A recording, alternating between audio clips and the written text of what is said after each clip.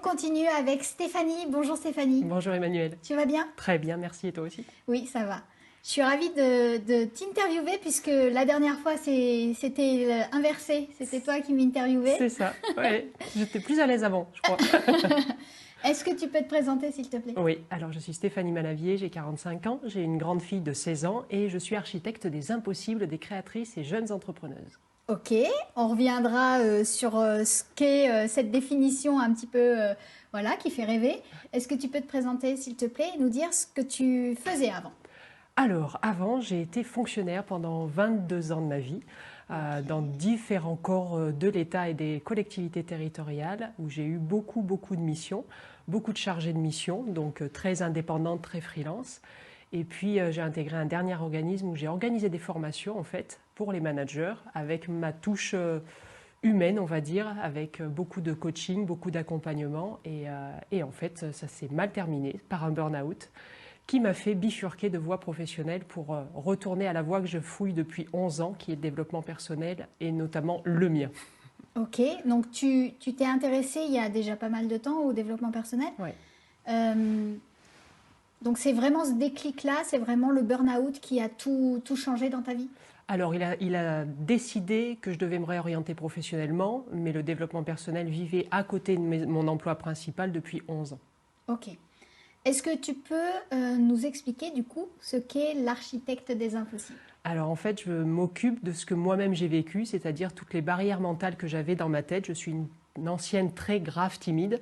J'avais bac+100 en observation des chaussures des gens quand je leur parlais. Enfin, surtout, je ne leur parlais pas, surtout si je pouvais éviter. Et alors que j'avais une imagination et des rêves débordants de vie, sauf que j'arrivais pas à sortir de moi. Et du coup, j'ai cherché pendant 15 à 20 ans, on va dire, comment on faisait pour mener sa vie, comment on faisait pour oser, comment on faisait pour...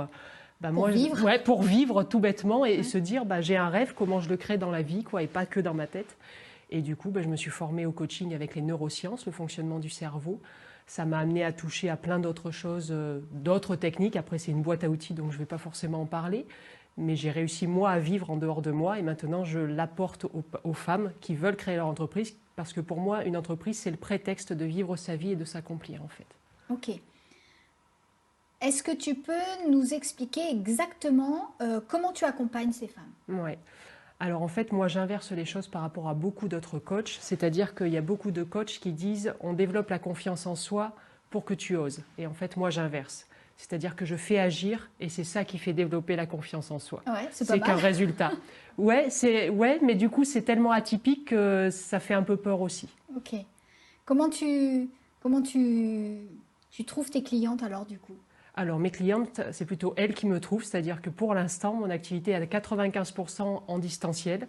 J'ai des clientes qui sont au Luxembourg, en région parisienne, au Mexique. Ah oui. Ouais, il y a plein de choses qui viennent et en fait, elles lisent mes posts, notamment sur Facebook pour le moment, Ok. et ça les interpelle et du coup, ça passe un appel en disant « je crois qu'il faut qu'on se parle ». Comment on passe d'un métier vraiment très cadré dans la fonction publique à un métier comme celui-ci où tu dois savoir tout faire? Parce que quand on est coach, on est aussi chef d'entreprise, donc on est comptable, on est commercial, on est communicante. Comment tu fais? En fait, je pense que j'ai fait plusieurs étapes dans ma vie, des marches d'escalier. Donc, j'ai appris tous ces métiers que tu viens de dire au fur et à mesure, en fait, à côté de mon métier. Et surtout, tous les métiers que j'ai eu la chance de faire quand même dans la fonction publique m'ont donné toujours plein d'outils. C'est-à-dire que quand on appelle chargé de mission, ça veut dire que tu gères beaucoup d'activités. Donc, je faisais déjà de la communication, je faisais déjà des tableaux, je faisais déjà du réseau social. Donc, en fait, c'est presque un copier-coller, mais sauf que maintenant, c'est moi qui décide et qui pose le cadre, alors qu'avant, c'était un employeur. Tu es installée depuis combien de temps? Alors, ça fait 11 ans et ça fait 2 ans que je me suis orientée uniquement sur les entrepreneuses. D'accord, ok. Tu es adhérente depuis pas très longtemps? 3 mois. Ouais. Ouais, je crois. Comment tu nous as connus? Alors, moi, c'est mon grand frère qui m'a parlé de ton association. Donc ça a été une première touche. Deuxième touche, il y a eu l'article dans La Montagne où tu parlais de l'association. Et la troisième touche, c'est que je t'ai demandé si je pouvais t'interviewer. Et voilà, tu m'as donné en fait envie d'adhérer parce que je me suis rendu compte en t'écoutant que ce qui me manquait et que je ne me formalisais pas à moi-même, c'est que oui, toute mon activité est en distanciel, par Zoom, et qu'à un moment, c'est bien de voir les gens en vrai, quoi. Ça fait du bien. On a eu effectivement un certain temps à faire tout en visio et en distanciel et franchement, c'est quand même pas pareil. C'est ça. Donc la découverte de toutes les personnalités, de tous les métiers, de tous les parcours. Alors pour moi en plus qui adore absorber les histoires des gens, je trouve ça d'une richesse phénoménale.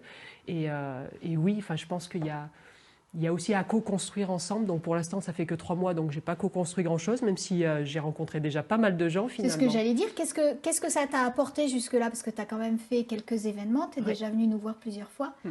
Qu'est-ce que ça t'apporte? Moi, ça m'apporte les histoires des personnes que moi je peux utiliser, que je peux interviewer. Certaines personnes m'ont demandé de les coacher aussi. Et moi, ça m'apporte, j'espère, dans certains fils de discussion, notamment sur le groupe, d'apporter ma touche et mon aide à certaines personnes. Alors en vrai et en off, beaucoup en off aussi, il y a des messages privés. Et voilà, j'essaye d'apporter ce que je peux apporter à ma mesure en tout cas.